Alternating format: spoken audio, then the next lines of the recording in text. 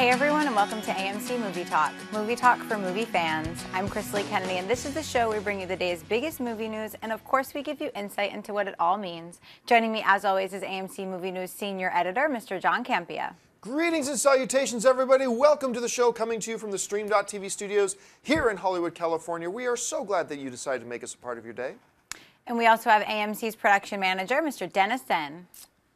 Hey guys. Oh, John, how about that UFC fight on Friday? The Bigfoot versus Hunt. Best heavyweight fight ever. I was texting you. I was like, did you see it? Did you watch it? Dennis kept texting me, are you watching it? It's the Mark Hunt Bigfoot fight. Are you watching this fight? You watch this fight? It's like, no, I'm not in your cable. I'm not watching the fight. And we watched it the next day and like, boom, mind blown. Anyway, you didn't come here to watch us talk about UFC, but it's incredible if you haven't seen it. Movie talk, guys. Movie talk. We also have AMC Movie News entertainment reporter, Erin Darling. Hey guys, happy Monday.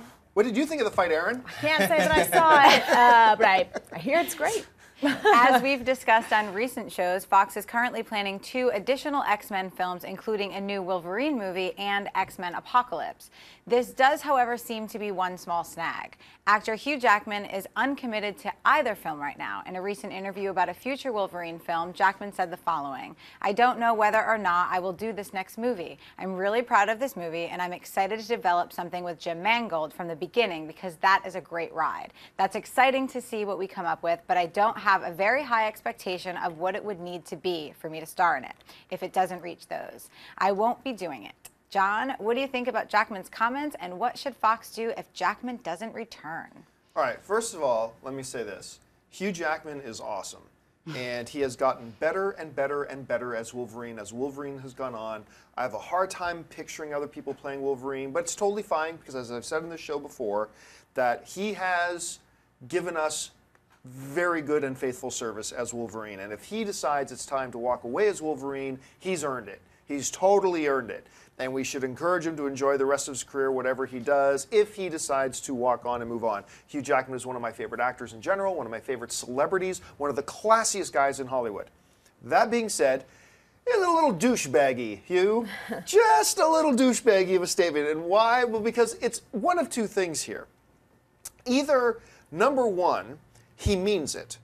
And if he means it, what he has just done is told the world that, by the way, if you don't see me in the next Wolverine film, that's because I don't think it's any good. If you don't see me in this next film, that's because I think the script is crap. That's what he just said. He just said, yeah, it has to be good enough for me to be in it. So if he's not in it, you just told the fans, I think this next movie is garbage.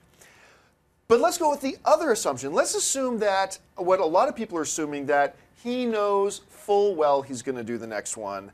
And he's just saying this, that it's got to be excellent for me to be in it, so that when he announces that he's in it, he must think it's excellent. In which case, you're manipulating your fans just a little bit there, Hugh. So it's either one or the other. It's either a little douchebaggy because you're telling the world that the next movie's no good if you're not in it, or you're just kind of manipulating your fans a little bit by saying, you know, it's got to be good for me to be there, and you know full well you're going to be there. So not the best thing I've ever heard Hugh Jackman say. And I love this guy. He's the classiest dude in Hollywood, and this doesn't change that. But I don't like the comment for those two reasons. Dennis? I'm fine with his comments, especially if he is being sincere about them. What I'm worried about is he probably needs, if he really doesn't know, he really needs to make a decision fairly soon, because they're gonna, Days of Future Past is gonna come out next year, and they're scheduling XMen Apocalypse for 2016. Well, that means they're gonna have to start shooting either end of 2014, maybe early 2015. And maybe another Wolverine film in 2015. Which is crazy. So he needs to make a decision now. And as far as Fox is concerned, it's actually, if Hugh Jackman decides not to come back, it's actually a perfect time to change a Wolverine. It is. It really is, yeah. All you do is you pop in this new Wolverine for X-Men Apocalypse, said the timeline's been changed and now he looks different. Hey guys, this is our new Wolverine. I don't want to see that happen. I want to see him come back. But if there's a time to do it, it's now. Erin? You know, I love Hugh Jackman too, and he's played Wolverine longer and with more frequency than any other comic book superhero we've ever seen. But I think this all comes down to money. I mean, earlier this year, it was reported that Fox was thinking about spending $100 million to get him for 4 more films. Now, I don't believe that's true, but at the same time, I don't think they've negotiated anything out contract-wise. So he may be kind of thinking that this might be a good time to capitalize on that if he decides that he wants to come back as Wolverine. But if he doesn't, well, first of all, I really want to see him come back because I want Old Man Logan to happen. But if that does not happen, I think it would be a great time to recast, but they have to do something completely different. I think you got to go Peter Dinklage at this point for your next Wolverine because... I mean, that's why he's in Days of Future Past. Okay, I'm going to throw out a really scary thing here. Let's put this in perspective, okay? Talking about Hugh Jackman's service to us as fans, as his tenure as Wolverine. You've got a birthday coming up. I do. I'm not going to say your age. Okay. But Hugh Jackman has been playing Wolverine for more than half of your life. For more than half of Aaron's lifetime, Hugh Jackman has been playing Wolverine. That's how long he's been serving us. And if he wants to walk away, I'm not a big fan of the comments, but there's no undercutting the greatness and how well he has served us. So, all right, what's next?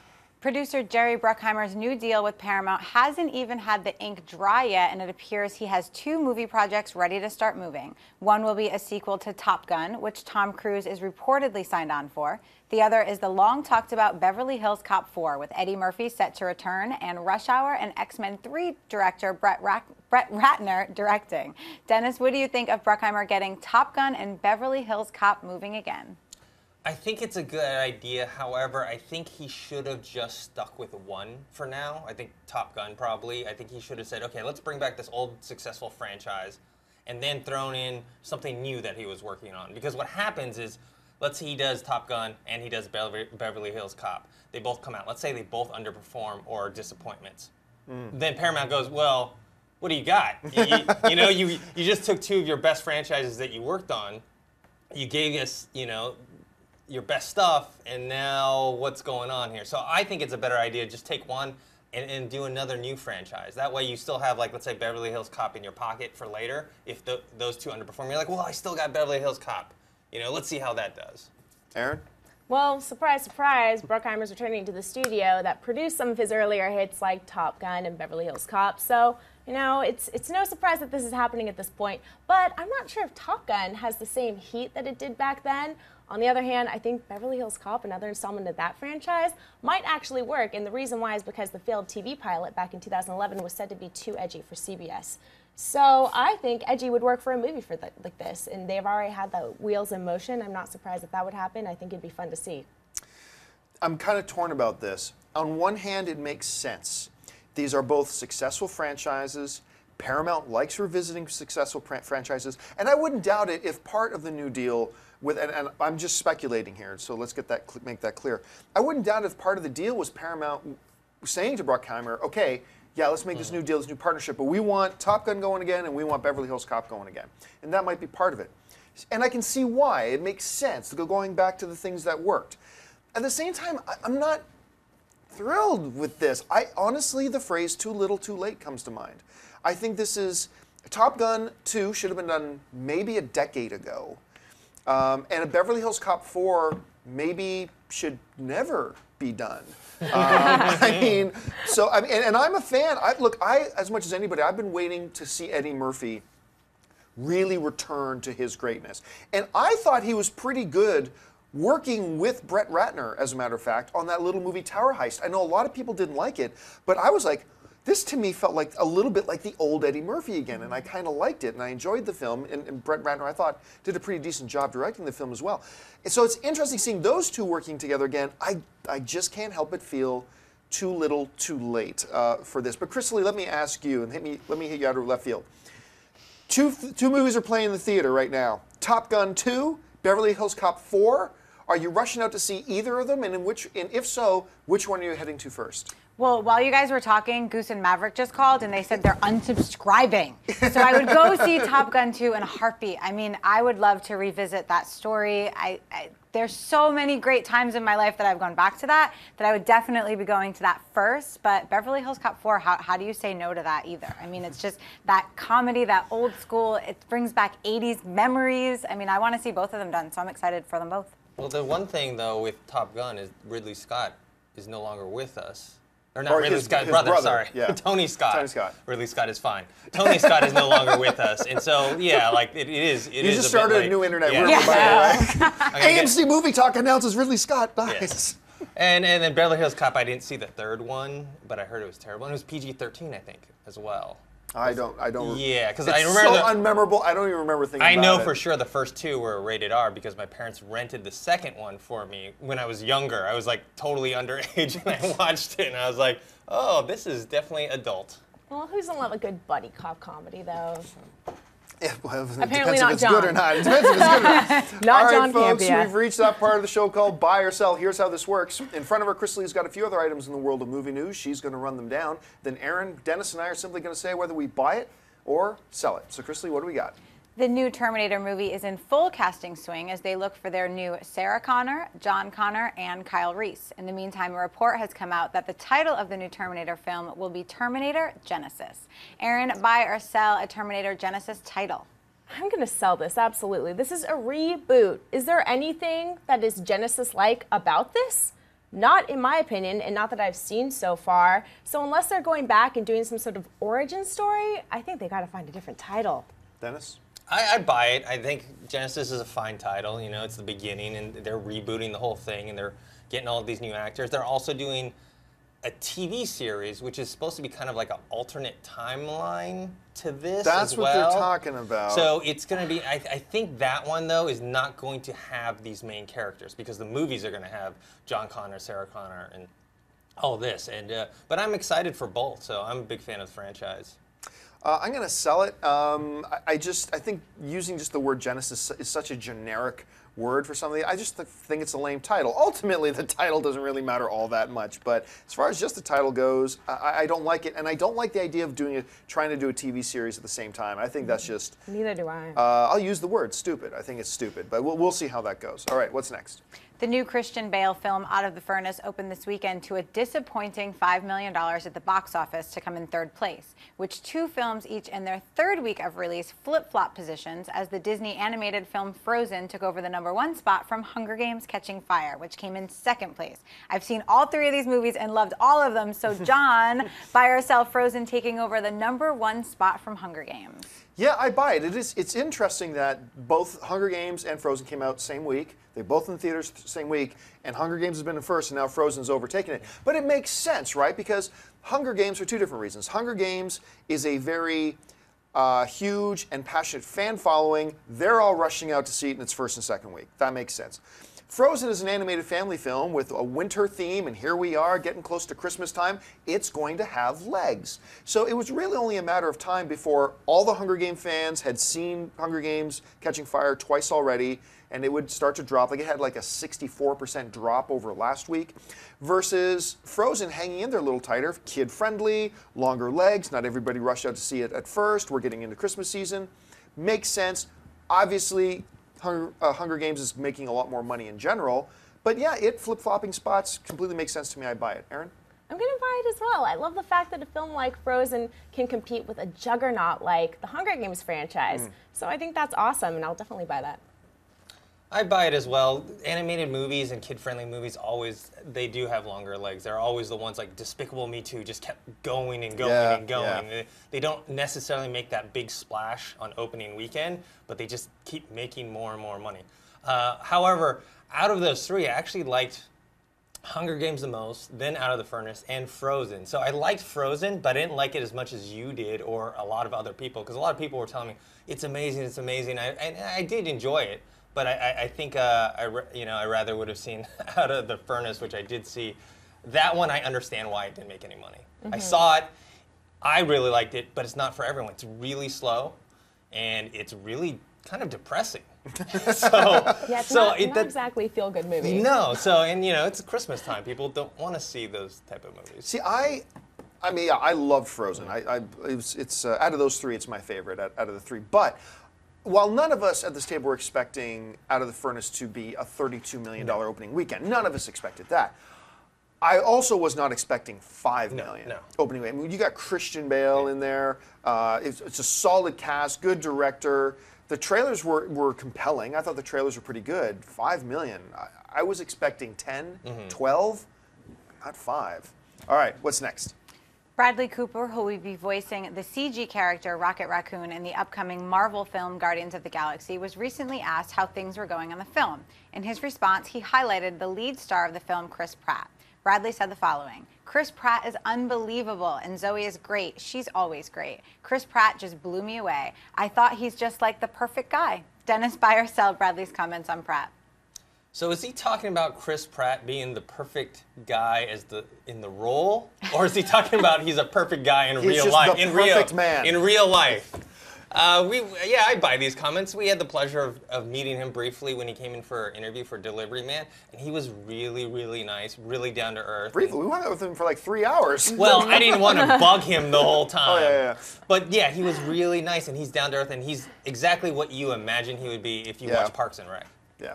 Aaron? He's hilarious, he's talented, a friend of AMC Movie Talk. We all love Chris Pratt, who doesn't? And I love to hear the fact that Bradley Cooper is speaking highly of the people he's working with, because this is a film I'm really, really curious about, and I can't wait to see it, so of course I'm going to buy these comments. Oddly enough, I'm going to buy them too, because look, I don't listen to when one actor says of another actor in their movie, "Oh yeah, he's a class act, he's a great actor, pleasure to work with him, blah, blah, blah, blah, blah," because they might mean it, they may not. But Bradley's kind of going over and above. It's like, yeah, Zoe's great. Yeah, Zoe's great.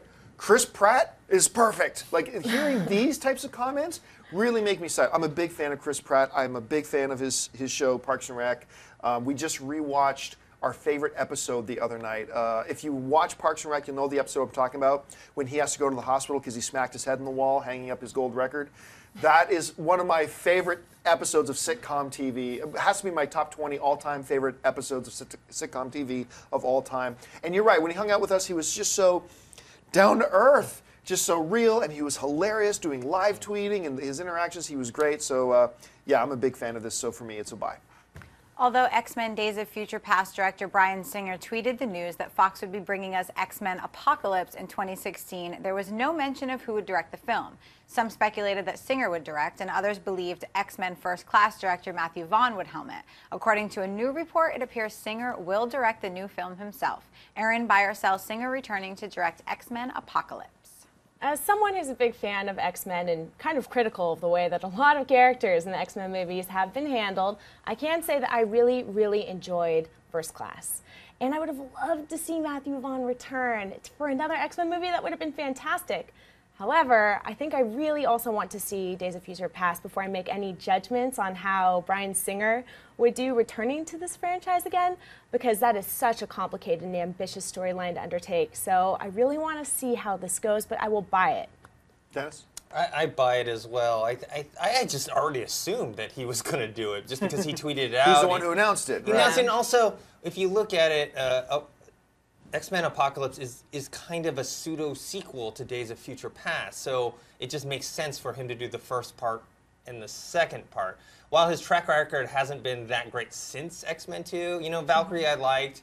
You know, yeah, I like Valkyrie a lot. Superman Returns was our, you know, and then, you know, Jack the Giant Slayer. Let's not talk about that. Let's not talk about Jack the Giant Slayer. However, those weren't X-Men movies, and I think coming back to X-Men, the X-Men franchise is going to reinvigorate him. Yeah, I'll be honest with you. I assumed Matthew Vaughn was going to direct Apocalypse because you know, Bryan Singer was a producer on X-Men First Class. I just assumed that he was going to be a producer on the next one as well. I love this news. I'm going to buy this for a couple of different reasons.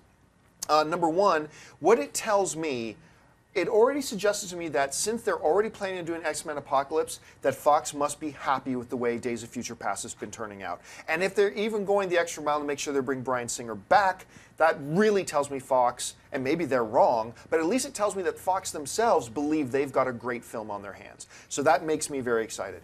The second reason I really like it is because I believe, while I like X-Men First Class very much, although, you know what, the more I watch X-Men First Class, my enjoyment of it has dropped maybe about 5%. Why? Because I realize the thing that I love about First Class is everything that has to do with Charles and Eric. When it's Professor X and Magneto, everything in that movie, I eat it up, and Kevin Bacon as well. I eat that stuff up. But then I realize I've watched the film about 8 times now, and the more I watch, I realize everything that has to do with the kids, I could really do without. It's because they mashed two movies in together. Yeah, it was two scripts. Literally, it was two different scripts. They mashed together, and that didn't work for me. And so the other reason I love this news is because, to me, X-Men 1 and X-Men 2 are the best of the X-Men films. And Bryan Singer is the one who directed those. So for me personally, the fact that he's coming back to do it, the fact that Fox must really like Days of Future Past, and it is going to be a sequel to Days of Future Past, for me it's a big buy. All right, folks, before we get on to Mailbag, I want to remind you, there's this little film you might have heard about that's opening this week called The Hobbit, The Desolation of Smaug. It's awesome. Anyway, it's opening in AMC theaters everywhere this week. Now, this past week, I had a chance to go and sit down and talk with the cast of the new Hobbit film, including Mr. Benedict Cumberbatch, the guy who's doing the voice of Smaug himself. I want to share with you just a little clip of my conversation with Benedict Cumberbatch. Check it out. Loved this movie. Great. Congratulations on Thank it. And, you know, going into it, the one thing everybody's been waiting for since the first film is Smaug. Everybody wants Smaug. And we've never seen him in a live-action environment like this before. When you guys were approaching, you and Peter Jackson first started talking about him. I've got to ask you, did you enjoy it? Did you like Loved what it! you saw of him? Okay, good. Loved him! Okay. Describe to me the Smaug you guys wanted to convey on screen. Well, there have been some extraordinary illustrations since the dawn of this story, and I think what the boys at Weta, well, boys and girls at Weta, did extraordinarily, extrapolated from what I gave them in the mocap set and also the voice work, was pay homage to those drawings in a way. So there were bits, there were definitely shapes and ideas and colours that are him from the book. To be honest, I mean, these illustrations have been very loyal to in the past to how Tolkien described him. And yet they've still managed to create something utterly unique, utterly fresh and surprising at times, and beautiful, beautiful ideas. So basically, you know, what I brought to it at the beginning was how to physicalize this voice, how to give gestures that were anthropomorphic and recognizably a character and possibly bits of me, but something that was not just animal. However mythical that animal is. I mean, the guy speaks English, let's face it. There's a lot of stuff going on. So I did the zoo thing. I looked at Komodo dragons. I did my research. I was a good boy. But when I was actually in the room, the volume, as they call it, on the mocap set, what was really extraordinary about it was, obviously the limitations were immediate. Obviously, I'm a biped mammal. I can't be a serpentine reptile, much as I tried. And yet, you know, there was stuff that I could do to articulate my hands and my mouth and the sort of, you know, the serpent, I think of that, and my eyes and my mouth and what else? Well, you know, the voice mainly, that all fed into some kind of idea of character. And Peter and I just kept on discussing it, kept on evolving him and the script. So it was almost like a character, a normal human character, but with these odd extrapolated movements that I was doing. And from that, you know, you have something that is this marriage between an incredibly intelligent, very human in its characteristics and motions, and yet mythical creatures, all three of those things. The Hobbit, The Desolation of Smaug opens in AMC theaters everywhere this week, but tickets are available now. Head on over to www.amctheaters.com for your theater, showtime, and movie ticket information. All right, folks, we've reached that part of the show called Mailbag. Look, if you've got a topic or a question you would like us to address on the show, you can email us anytime at amcmovietalk@gmail.com. Now, every day we take a couple questions out of the mailbag. Chrisley's got a few of them pulled out. So, Chrisley, what do we got? Mike Irons writes, what the heck happened with William Hurt and Marvel? I was rewatching all the Marvel movies and realized that General Ross has not made another appearance in the movieverse. Any idea why? I thought he did an awesome job in Hulk and thought for sure he would show up in Captain America or the Avengers. Did he not sign a multi-picture deal? As far as I know, to the best of my knowledge, what happened with the General Ross character was just as they were developing future movies, they just realized they didn't need the character. And remember, everything has to serve the movie. What is best for the movie? And if they felt they were making the next Hulk film or they're making the next Captain America, whatever, and it didn't benefit the movie to have General Ross in there, and they weren't just going to take General Ross in and force stuff him like stuffing in your turkey and make him fit in there. And so they just never felt a need to have General Ross. He didn't fit in anywhere story-wise, so they just didn't use him. Now, just because, this brings up, we've covered this topic a few times, yes, William Hurt was signed to a multi-picture deal as General Ross. But once again, these are pretty much one-way type of contracts. Hurt signs a 3-picture deal. I don't know if it was 3 or 4. But for argument's sake, let's say it was 3. Hurt signs a 3-picture deal. That does not mean Marvel is obligated to put him in 3 films. That simply means Hurt is obligated to appear if Marvel calls on him to do so. So a lot of times, you'll hear that a studio, like Aragon, that Dragon movie they did a number of years ago, they signed the whole cast to 3-picture deals. Signed the whole cast to 3-picture deals, but they never did more movies. And people keep saying to me, well, John, they're going to do it eventually because they signed 3-picture deals. That doesn't matter. Doesn't mean the studio has to do it. It just means the actors are obligated to appear should the studios call on them to do it. But yeah, as far as I know, the only reason we didn't see William Hurt or General Ross is because they never felt the need. And personally, I don't look at any of the subsequent Marvel movies and think, wow, it's really missing General Ross in this one. Myself, Dennis, what do you think? I think it's a couple of things. I mean, I think one is, the whole Edward Norton and the changing of the Hulks, and I think Marvel probably tried to distance themselves away from that, because they were, there was so much mess around there. And then 2, I read some comments that William Hurt was very ambivalent about his experience with the Hulk. On one hand, he said that he found the process to be very, I don't know what the exact words, frustrating. It's something similar to that, where because there wasn't much lead time into getting like the script and doing his lines and whatnot. It's a big tentpole film. And then on the other hand, when someone asked whether he'd be, interested in coming back, he's like, yeah, I'd be happy to. So I don't know. I think his ambivalence probably had something to do with it. Aaron? I actually have a question. Sure. Does a contract expire for an actor once they sign a I'm multi-picture deal sure. over a period of years? Yeah, I'm because sure. I too think he did a great job in the movie, and I would love to see him back in other Marvel movies if it does serve the storyline Right. for the movie in question. So I would love to see him again, but I think that's a question for you guys out there. All right, what's next? Jake Alicia writes, hey guys, love the show. I heard a question and it's interesting. What is more important in a movie, storytelling or visual effects? What are your thoughts? The answer is both obvious and yet not so obvious. Because, look, obviously story is more important than visual effects. Obviously. But here's why it's actually not so obvious sometimes. Let's take a film that we all loved at this table, Pacific Rim. Let's take it. If we really just broke down and want to talk about the story and the storytelling of the movie, not one of my top 10 favorite movies of the year. But the visual effects came in that served that story so well, and they were so grand, and the sequences were so awesome, it made such a great thrill ride that it ends up being in one of my top 10 favorite films of the year. But at the same time, if the story was terrible, I mean, there's some really cool mythology in Pacific Rim and what they set up in that whole world and universe they made that made it pretty compelling that you can then get great visual effects and it really bolsters it up and makes it fun and wonderful. But that's a rare exception. Most of the time what you have is some of the best visual effects at the time, some of the best visual effects in the history of motion pictures, The Phantom Menace, and it's an awful movie because it was terrible storytelling. And so no matter how great the visual effects were, and they were the best the world had ever seen at the time, it was still a terrible movie. At the same time, you get a movie like Serenity, which not exactly cutting-edge visual effects in Serenity. They were, at best, okay visual effects, at best. But the movie itself is such a brilliantly told story with great and just compelling and in-depth characters, fantastic dialogue, great pacing, wonderful movement, that it doesn't matter that it wasn't world-class visual effects. It was a great movie and we loved watching it. So, yeah, I would say obviously, and sometimes not so obviously, storytelling is by far and away more important than visual effects. Aaron?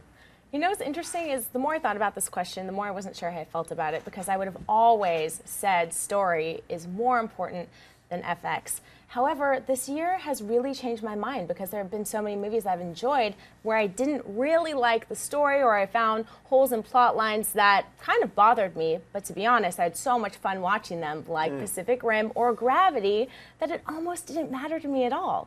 So I think it really depends on the movie, and I think they go hand in hand, to be honest. I liked my story and my nice little effects at the same time. So it's really hard to say which one's more important to me, but I would have said story. Dennis? For me, it's easy. It's storytelling. Storytelling. That's what the medium of movies is about. Right. It's why we watch movies versus if you decide to read a book, because there's so many storytelling elements built into movies. You know, you have acting, the script, you have visual effects as part of storytelling as well. When it's used right. Yeah, and then you have, all kinds of stuff. And so, like you mentioned Phantom Menace and the prequels, that's a perfect example because the actual story is good. The story, not the story itself, storytelling. yeah. The visual effects were great for the time, but the storytelling, which is the primary job of the director, was not so good. No. He was supposed to bring out the emotion in the actors. He was supposed to, construct the story in a way that we would have been like, oh my God, that's so amazing. And this is another example. This picture behind us. This is a picture of Jonah Hex, which I was wondering what that was. which is a terrible movie. It doesn't matter how good the visual effects were in that movie, it still would have been bad. But if you had, gotten some good storytelling going, because the story of Jonah Hex is actually kind of interesting, at least to me it is. And so if you had gotten someone in there to like take that and make it, I don't know, at least passable to me, like I think that would have been a much better movie. And I think that the answer to this question is going to vary from person to Yes. person because once again, it's as subjective as film itself. It depends on what has you along for the fun ride, and it depends on the film because Pacific Rim is built and constructed as a film to highlight giant monsters fighting Yes. giant robots. So that's what it was constructed for. Gravity is constructed to have this sense of what the hell do you do now, which is what you're screaming because the visual effects are done so well. It's really built around visual effects in many ways for that. So it depends on the movie, depends on the individual audience member, but I still believe at the end of the day, it will come down to storytelling. I think most of us will agree storytelling over visual effects, but as in everything, there are exceptions. All right, folks, well, that'll do it for us. We have run out of time. Thank you so much for joining us. Listen, before I sign off here, I want to remind you, if you haven't yet subscribed to our AMC Movie News YouTube channel, you should. It's absolutely free, and it'll keep you up to date on everything going on in the world of movie news, and of course, our daily AMC Movie Talk show and our weekend AMC Mailbag show. And also, if you want an audio-only version of this episode, make sure you look down in the description of this video, and you'll find links to our iTunes and our Stitcher Radio. I want to thank, first of all, sitting to my right, he is the production manager here at AMC Movie News, Mr. Dennis Zen. Dennis, where can people find you online? You guys can find me on Twitter at ThinkHero, on YouTube ThinkHero Pro. And beside him, our entertainment correspondent, Miss Erin Darling. Erin, where can people find you? Twitter, Erin A. Darling, Facebook, Erin Darling fan page, and YouTube, Erin Ashley D. Thanks, guys. Our host sitting over there in her gravity capsule, the one, the only Miss Chris Lee Kennedy. Chris Lee, where can people find you? You guys can find me on Twitter at Chris Lee and check out Tumblr, The Movie Chick. And you can find me on various social media networks at John Campia. Thanks a lot for joining us, guys. My name is John Campia, and until next time, bye-bye.